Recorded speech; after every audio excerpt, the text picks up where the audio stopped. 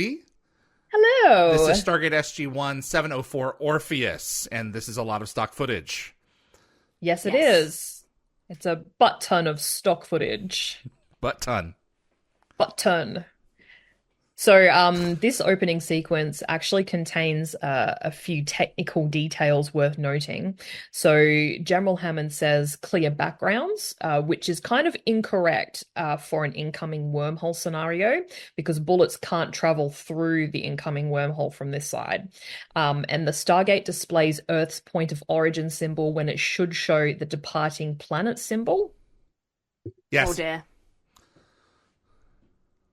And obviously this sets up the episode's central conflict with Teal'c's injury and his dependence on Tritonin. Absolutely love this. I'm not gonna lie. I thought this episode would be a bit more like, because it's a bit sad that it wouldn't be as good. Because obviously I've just come off the high of the previous episode when I was watching it all on DVD. But the lack of faith that Teal'c has in himself is so. I don't know why human, I love it. It's right? so human because he's so strong. I'm so excited to dive more into how he's dealing with the shift from being a slave to being free. It was time to have this episode without I was going to say it needed to happen. And this is, I think, the first time that an enemy combatant has come through since the pilot. I'm pretty sure.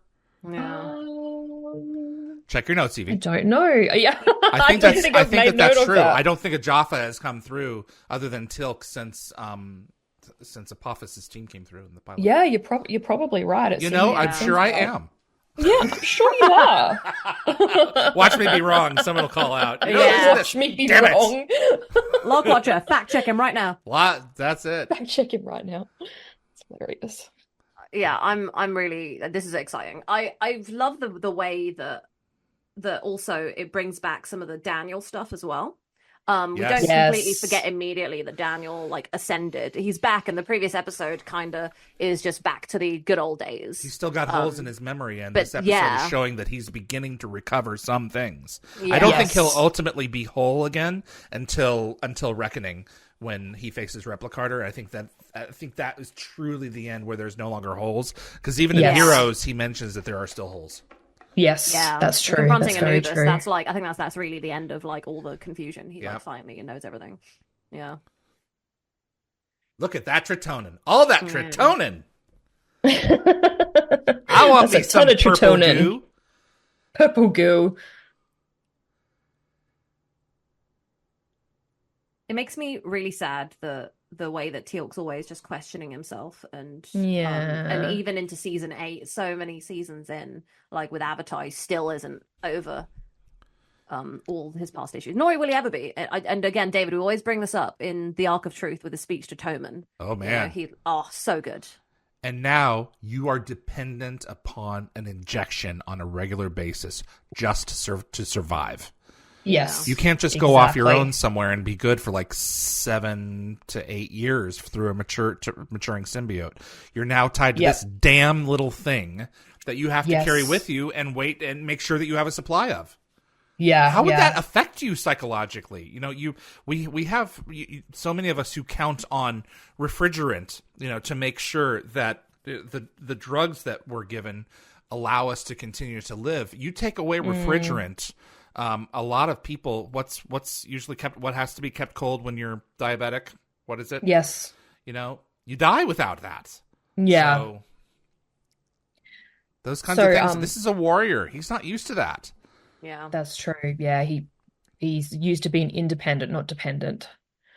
Joe Malozzi describes this episode as a quintessential Peter DeLuise episode. Obviously not to be confused with the season 9's Morpheus. Yeah. It features his trademark elements of noble Jafar and explosions while masterfully balancing intense action with character development. And the episode obviously showcases Daniel's recovered ascended memories and Jack's tactical expertise in Black Ops mode, and what fans enthusiastically refer to as Teal'c's badassery in full force. And it also kind of shows Teal'c's recovery period after an injury, which is something that we rarely see. Because usually the symbiote kind of just cleans it right up, so... But like, we don't really see the journey of someone recovering from an injury. We usually just see the injury occur and then they're miraculously healed. Yeah. We don't see the in-between. Junior but this works is sort of a little bit more background into the recovery period. So I guess it makes it seem more human. Yeah. I love this. I love how like there's so much Jello that's been consumed. He's like, I know. And O'Neill So has been here. Yeah, did he like bring the Jello for Teal'c, but then end up eating it himself? I think he ate it all himself. That's a very McKay thing to do, because McKay wants to eat everyone's like, pudding or whatever. Oh, O'Neill has regular stated, that desserts around him are in danger. So that's true. That's true. Desserts on base are in grave danger. Yeah. By the way, everyone in the chat said stuff about the coming through the gate. Somebody said, so Kevin said the last time we saw someone come through the gate was prophecy, but that obviously wasn't legit. And then we had Jean Diarra say David's right except for the Ritu and the guys in foothold. So David's wrong. Yeah. No, I meant a Jaffa. I was talking about Jaffa. Oh, okay. Then David's very right. Yeah. Sufficiently right. I'm happy to be sufficiently right. I love how Teal'c did that like relatable like human head turn there to say that he was done. Yeah, he wanted to be dismissed. done with Daniel. You may go away now. Yeah. So Teal'c's physical therapist is played by Sherry Knoll, who usually works as Amanda Tapping's double, and she later appears in 3 episodes of Atlantis as an unnamed scientist. And also, Carter's critique here of Signs was a highlight for Joe Malozzi, who wished that they could have reviewed other M. Night Shyamalan films in Stargate. I'm glad they got this one in because I love this film. I loved Signs. It is good.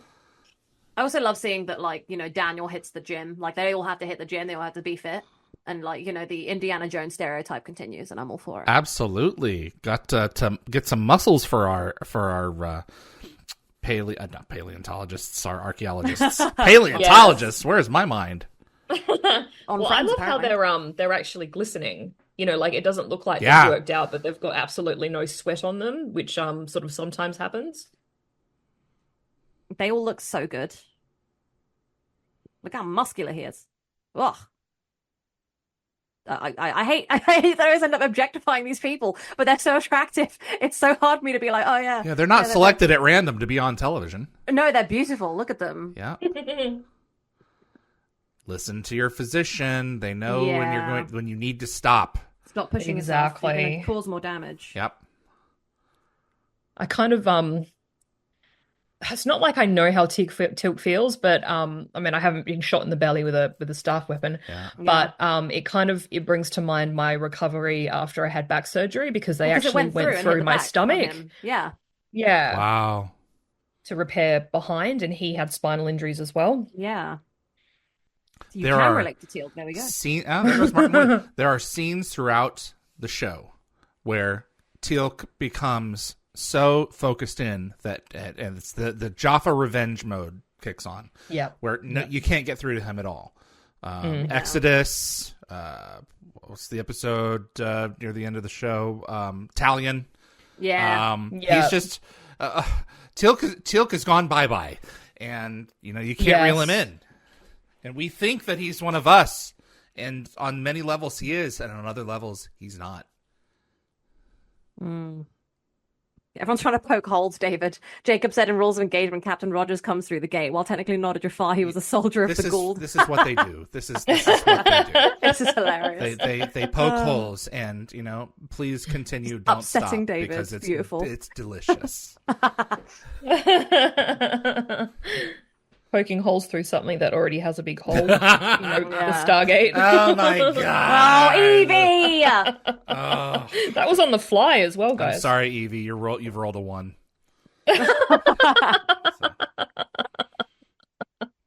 Like the one in SG1? Yeah. Evie, Hey,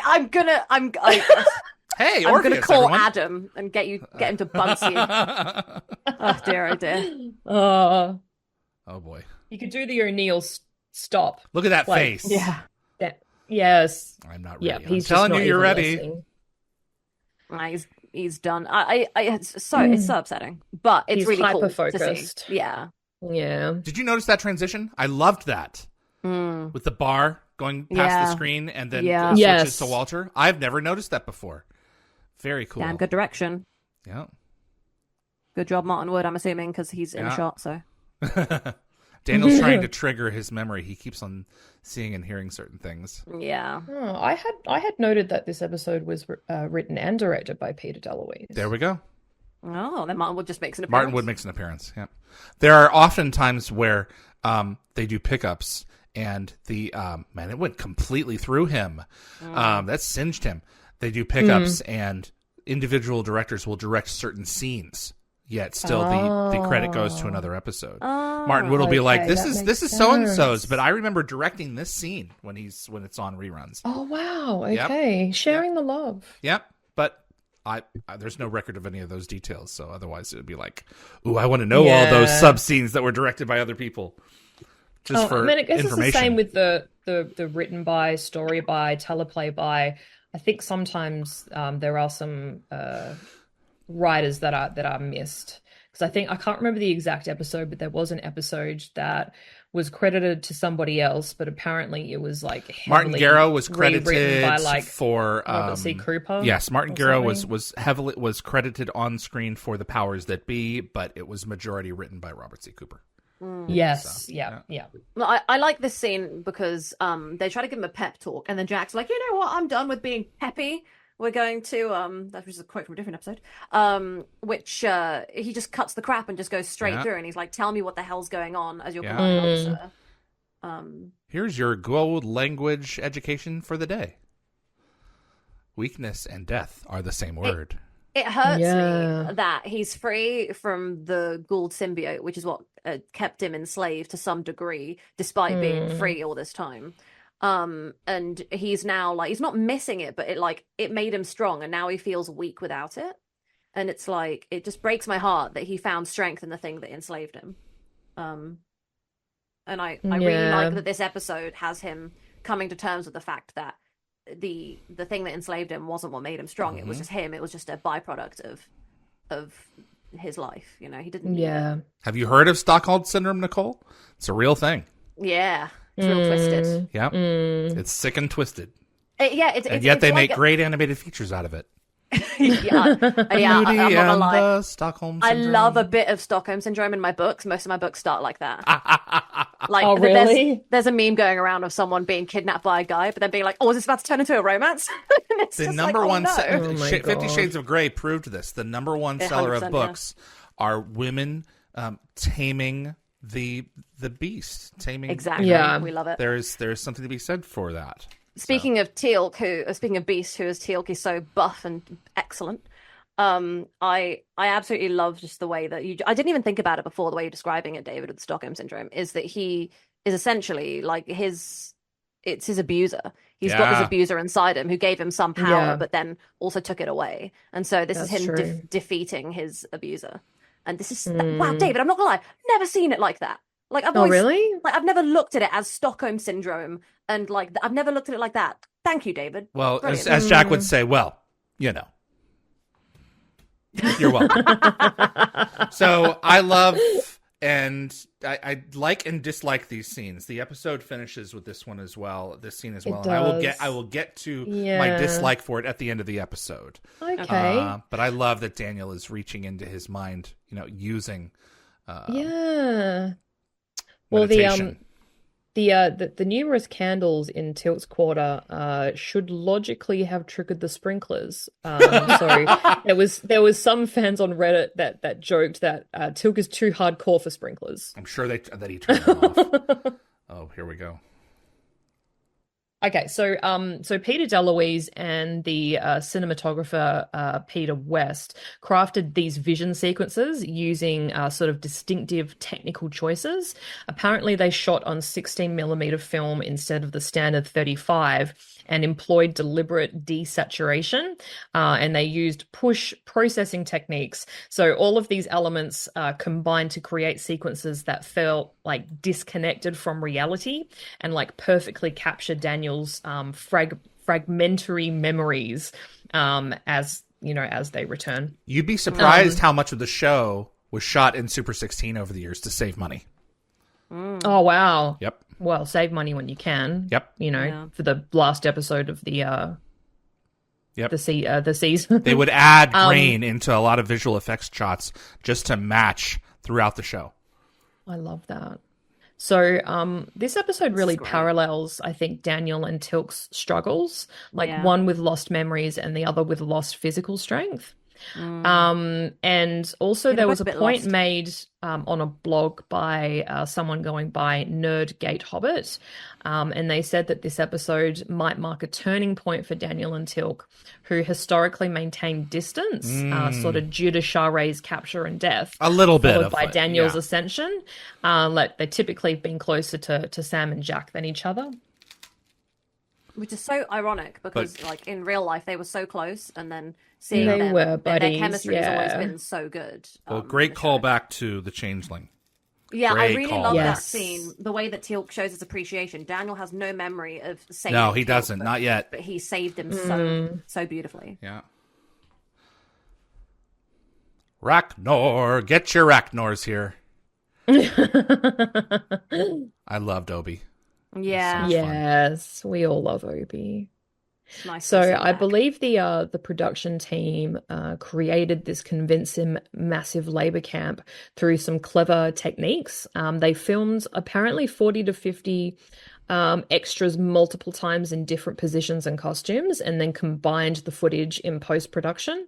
Smart. And the blonde camp commander that we see is played by David Richmond Peck, who deliberately he was deliberately styled apparently with bleached hair and the white contact lens to make him instantly recognizable.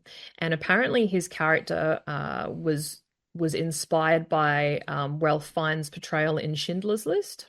Oh, Interesting. Did not know that. And apparently on the DVD commentary, Peter DeLuise gave him a compelling backstory. He said that he lost an eye in a battle and was demoted to running this death camp, kind of adding a bit of depth to the character. Well, which is another reason why he's going to take it out on these innocent people. Yeah. He's wearing the collar that Braytak wore in Threshold. Yeah. Oh. Also, if you watch this scene carefully and you look at the prisoners that are lined up set for execution, the two at the end, they're actually wearing Satesh symbols on their foreheads. Yeah, he still has fans out there despite being on Earth for centuries. But like he was apparently stranded on Earth for millennia, so some people are calling it kind of a bit of a goof. You think so? When Jaffa go in, they go in a big way. Yeah, maybe. So I would think that when a Goa'uld absorbs the armies of their enemies, that if they would want to keep the tattoo of the original force, so as to always kind of be a scarlet letter of those who. Like you will always be a subcast because we brought you in from your from this territory. I'm not surprised that they keep on using those tattoos even on subsequent generations. Yeah, that Jafar in the puddle was also still breathing. You could see him moving. Well sometimes it takes a moment to die. Yeah. Maybe. Oh, Obi, miss you. I know. I didn't know him in person, but you know.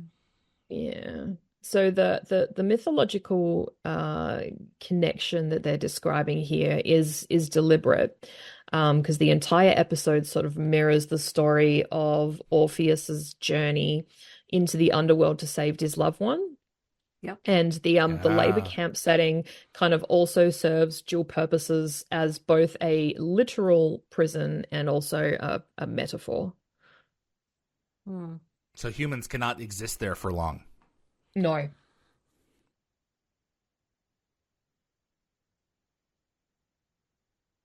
Indeed. So they were intentionally going there to recruit, and then they got captured.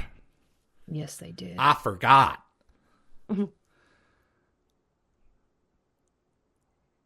Oh, I forgot these Stargate force field. That starts to be a thing. with a lot of these episodes. I think they've taken the idea of the iris. Well, I mean, the humans are such pains in the arse because they've got their cheeky iris. So the thing is, we quite frequently change our iris code, whereas as we're about to find out, the Goa'uld haven't updated their iris code in at least 3 months. Because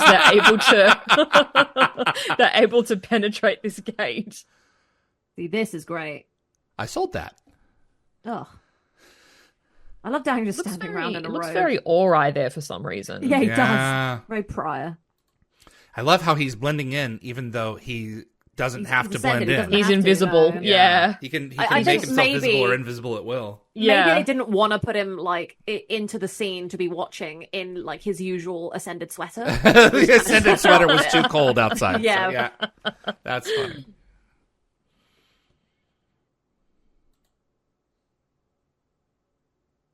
So smart. And they can just I absolutely love the way that they've all just fallen back into this beautiful chemistry they have with each other. They like never lost it. It's all seamless. Perfect. Seamless. It's like Daniel wasn't missing for a whole season at all. Yeah. And Jonas who? Oh, no, that's wow. It feels like that's what they're thinking. You don't mean that. Yeah. That's the thing. No, but this is the thing that kind of annoys me is that it does feel like Jonas who. You're right. Yeah, it does. It shouldn't be. It shouldn't have felt that way. I wish I'd felt the loss of Jonas more. Yeah, I agree. That we got to see him more. So yeah, Dan I Ben agree. Dan Ben, didn't Apophis change all of the symbols when he took over in season 3 and season 4? Not every Goa'uld has to go by the same playbook. Yeah.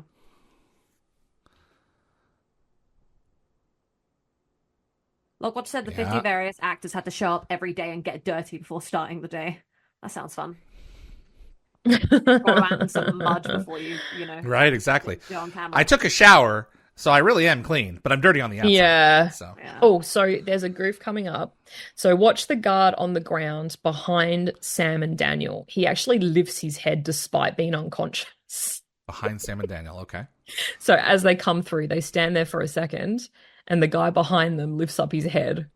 But he is kind of oddly positioned, so can you see him? Yeah, go back to sleep. You're running the shot. Go back to sleep. He is having to hold his head up, though. His head is not resting on the ground, so that was probably his mistake. Oh, okay. Put a cushion in there or something. Yeah, so I might have said this before, but, like, I'll wait till it comes. Okay. Those suits are not easy to wear. I've worn one at least once. What a cool prop. Yeah. Oh. Nicole, don't you feel like we need some sort of montage of David wearing different costumes from the show? I do. Yes, David. I would like to see you. Those photos are on my hard drive and they will never be shown. How dare you? Can we see them? Like, not the stream. I don't know. I don't know. If they're on your screens, you could screenshot them. So. Oh, no, David, we can come over to your house and you can show them to us in the... Yeah, just fly right on over. Yeah, exactly. Easy peasy. Let's do it. Yeah. That's funny. Yes, I'll allow you to see them then. Then you'll like wipe our memeries or something. Does Ryak have a symbiote? Actually remember them. Yeah, I think so. Yeah, okay. I don't think he's migrated. But I think the thing is, Teal'c and Braytak are like a weird trial run, right? Where like they had to out of desperation, and they haven't started migrating everyone onto Tritonin yet. So you can't go back to the symbiote once you've started taking it? No, we find out later on the season, don't we? In Birthright, they talk about how when it doesn't work and you reintroduce a symbiote, your body just rejects it and you die anyway. Wow. So I think like instead of using Tritonin, they really should have just used whatever Braytak has that keeps that man like going, because he has like this stubborn refusal to die. Yeah. And I think that is probably the most powerful natural resource in the galaxy. Yeah. There are people I know who I'm like, you're never going to die. Too stubborn. Isn't that Peter? So Jack just asked for this weapon from someone he called Penhale. Yeah. So that name is actually not randomly chosen. It's a nod to Peter DeLuise's past role in 21 Jump Street. And we have actually seen that actor, Nicholas Barrick, in a bunch of episodes. Oh, okay. This episode also marks the first and only time, I believe, that a main character uses a sniper rifle. though the television violence restrictions did require some creative filming techniques, which I'll mention later. Interesting. I didn't realize that. That's very cool. I'm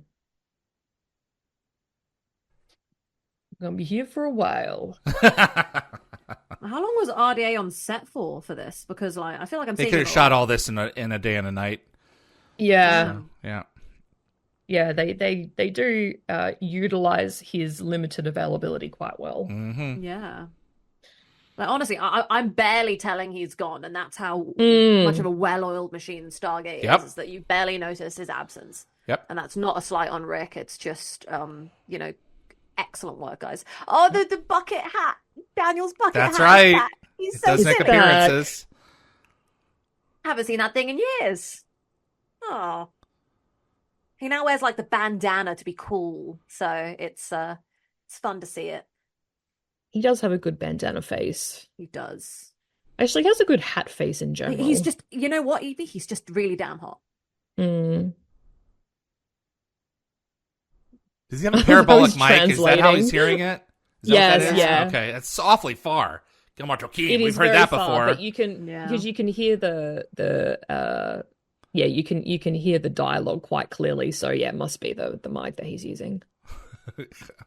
For crying out loud. Okay, he's berating them. I get it.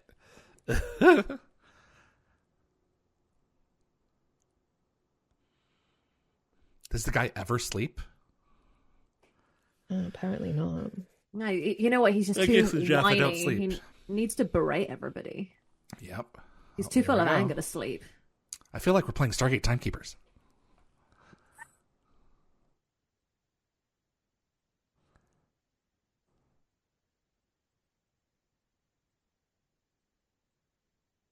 Oh, so Ryak, you silly Billy. So Braytak mustn't have been out for too long, because if he doesn't show up for work the next day, then he's going to get killed anyway. Yeah. So... yeah. This is pretty close to the line. Yeah.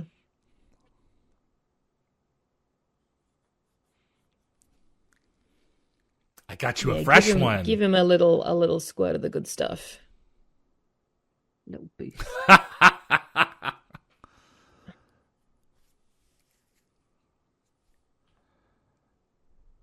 I've got a silly question, right? Oh, I don't know if it's silly, but I'm going to ask because I think David will probably be able to answer this, but I don't know, or David's dad. So I'm just thinking about diabetes, right? Because diabetics have to constantly have injections and stuff like just troponin. Are diabetics allowed in the military, or is that too much of a yeah? Maybe certain positions. Yeah, because I feel like if you're out there and then you don't have access to your insulin or something goes wrong. It depends on their type, their medical history, and how they manage their condition. Oh, okay. No, that was a good question. And it would obviously, change the types of assignments you could have. Yeah, that's what I thought. Yeah, I just felt like asking it because I was just thinking, what's a regular illness that people have that they've got to take regular injections for, and that's. I know that if you're colorblind, you can't be an Air Force pilot. Oh. You have to be able to distinguish colors. So. Yeah, no, that makes sense. I guess understandable. Yeah. Yep. Raj Ruth said that's if they are type 1 diabetics. There we go. Yep. Candyman said type 1 it would be a hard, type 2 would be easier, so it'd be a hard one, type 2 is easier. I think you acquire type 2. I think type 1 is you have it at birth. That's genetic, yeah. I have a number of friends with type 1, and it's no picnic. No, it wouldn't be. It'd be awful. I get to just sit there and listen to the torture all day. Lovely. Oh, yeah. God, he's so annoyed. He's like, yes, you have to sit here. No one likes it. Yeah, the whipping. Yeah. Yeah. Let's be honest. Part of Teal'c will enjoy it. But in some twisted, horrible way, no. Teal'c always believes he needs to be punished. He always thinks he needs to be punished. Deep down, I think part of him truly thinks that Apophis will be there waiting.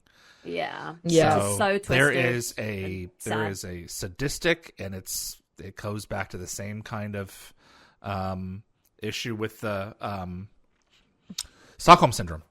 Yeah. Yes. He was raised in that society. Yeah.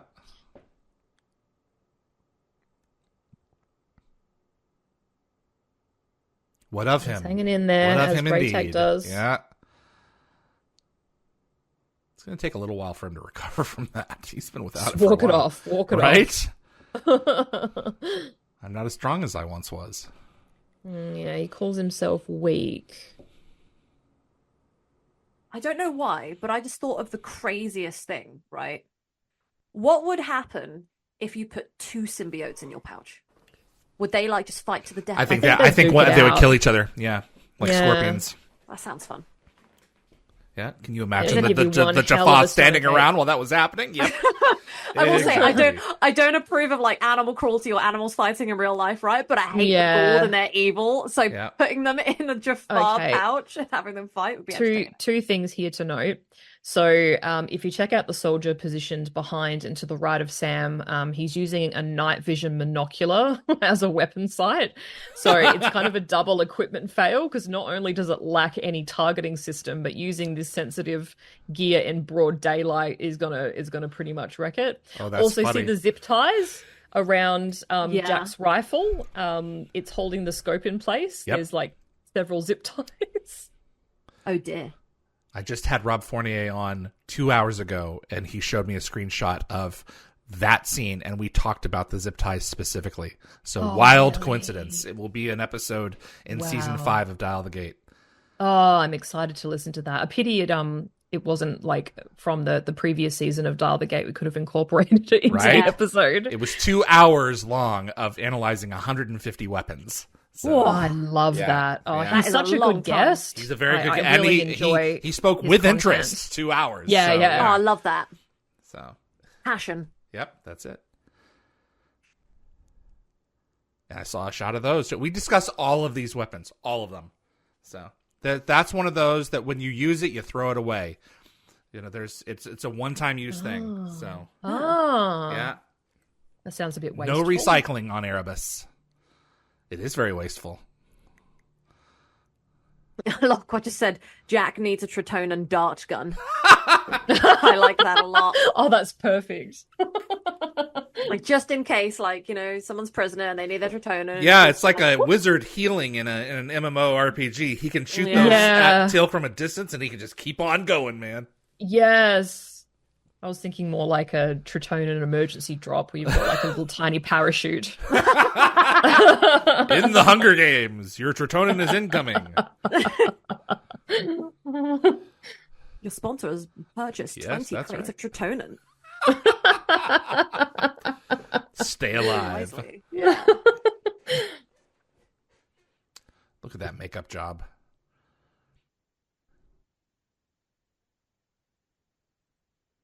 Honestly, like Teal'c is like the strongest Jafar we know in so many Yes. ways, and calling Yep. himself weak is Yep. horrible.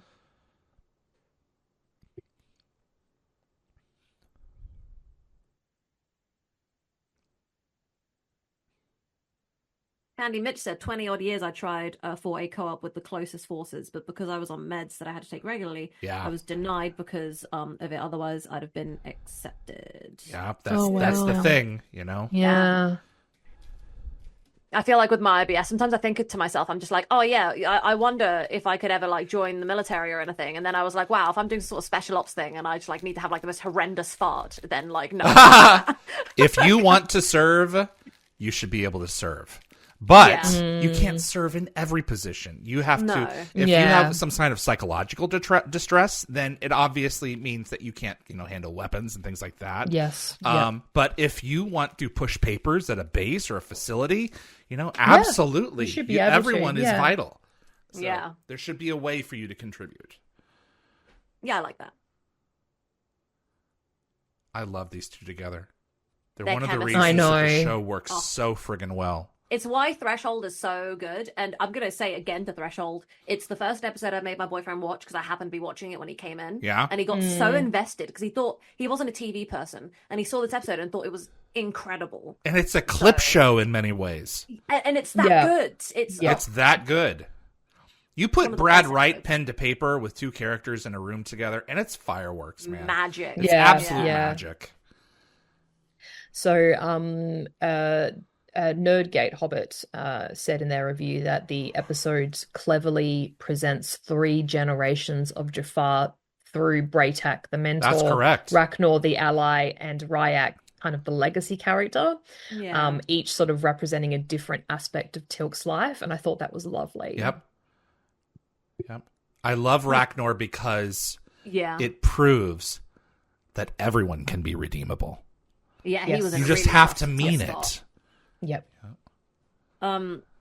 Kevin said we see an emergency Tritonen drop later on with Ishtar and the UAV. Yes, that's correct. They're designed to carry them. Yep. Yeah, love it. This is perhaps my favorite gold set design out of the whole time in the show. The black. Well, it's a bit more mysterious. It's a bit more like these guys are evil. It's using light and shadow much better. Yes. It's mumuch more mysterious. The gold are too bright sometimes, and too sometimes they're just a bit too 90s, a bit too much for me. The decor's too optimistic or something. Yeah. I want it to be a bit, like the Wraith. They're scary because of their ships being all dingy and moldy. And kind of also living. Yeah. Yeah. I think this is one of my favorite scenes of Neil here. There's a certain point, a certain shot where he just stands up straighter. And it's like, I'm ready to go. Willing take to me. Accept death. Yeah, you'll take my body, but you will not have my mind. I mean, he's so used to being around Braytak, who's ready to die every minute. Yeah, here there we go, right there. There we go. Look at that. Look at that face.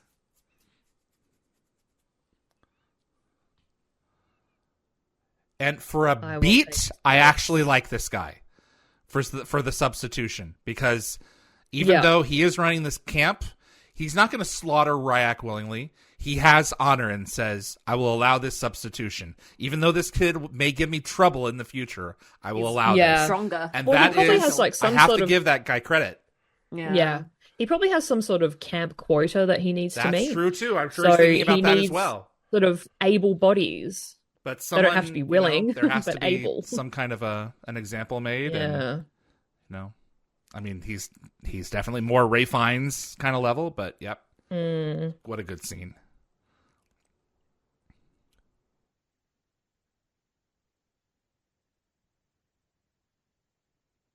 Oh dear. Uh-oh. Yeah. Yeah, let's stop and talk. So I think he uses the same word that Tilk used, the word weak. And I think that the commander's taunt sort of cuts especially deep because he's voicing Tilk's own fears about who he's become since switching to Tritonen. Yeah. What a great line. Yeah. Oh God, there's a jaw on there. There's I just jaw. realized That's it's a lower right. jaw. Ew. Yeah. Wow. C4 go boom. I'm so glad he started to waste time running his mouth like every other leader within the Gould. That's it. System's terrible. Let us exit. Oh yeah, let's save money on the rings. Yeah, I love that. They zoomed straight in on that. We've seen it. We know what's happening. Did. Yeah. We do. And it's going to take away from this more important scene. Stand strong, young man. Stand strong. I understand what Braytak Braytak is saying, but also watching your father die. It's not great.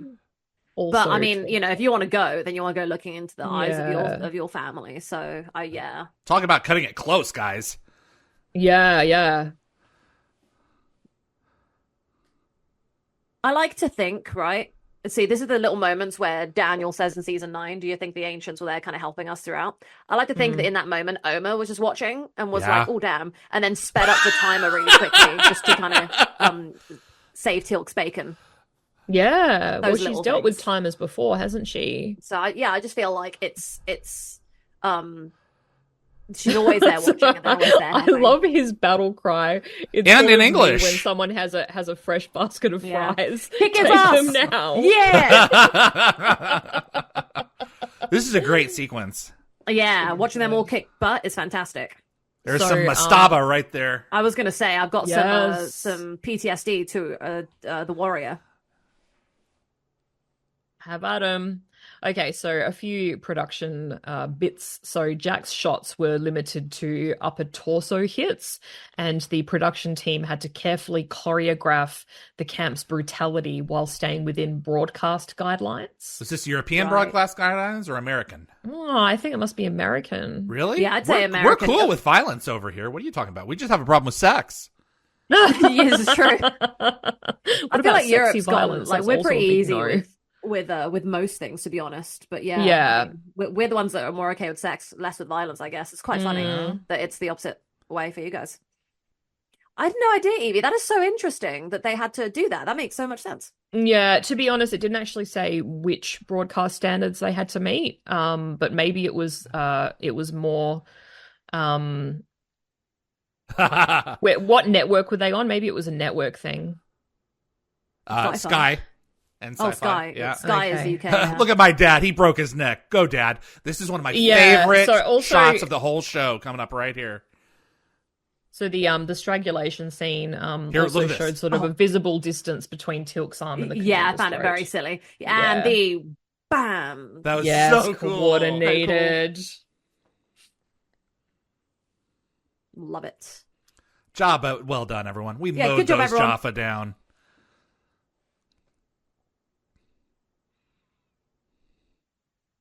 Alpha Site. Yay. Where they will begin their deprogramming. Yeah. Hammond of Texas. Love when he calls him Hammond of Texas.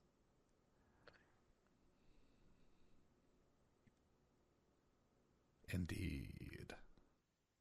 There's one of 164 right there. Yeah. Okay, so I know, David, you have some beef with this scene. Yeah, what's the beef? I was going to say, I have something to say as well. Proceed. So I'll just quickly say that Daniel's closing speech about belonging has sort of added significance, I think, with many fans interpreting it as Michael Shanks's own reflection on temporarily leaving the show and realizing he sort of belonged here. And I think that the episode also masterfully concludes by showing both Daniel and Teal'c discovering their value in their normal states. So so their new normal states. So Daniel realizes his human form allows him to actively fight for what he believes in rather than being constricted by the non-interference rules of Ascension. And meanwhile, Teal'c learns to embrace his, shall we say, empty pouch era, understanding that his strength as a warrior comes from more than just physical power. And as Nerdgate Gabbett points out, both characters learn that being different from who they once were doesn't make their causes less achievable. It just means they have to find new ways to fight for them. I like that. I don't buy it. Okay. I don't buy for the first time, I feel like I belong. I'm really have always been bothered by that statement. I don't think that at this point in 7 seasons of the show, that Daniel would only feel now that he's returned, that for the first time in my life, I belong. Sure. I just don't buy it. I do, only because of the end of season 5 when he goes. But okay. Sure. By around what? But belonging is not the same as feeling you've accomplished something on a life-changing level. So it may be an apples and oranges thing, but that's Orpheus.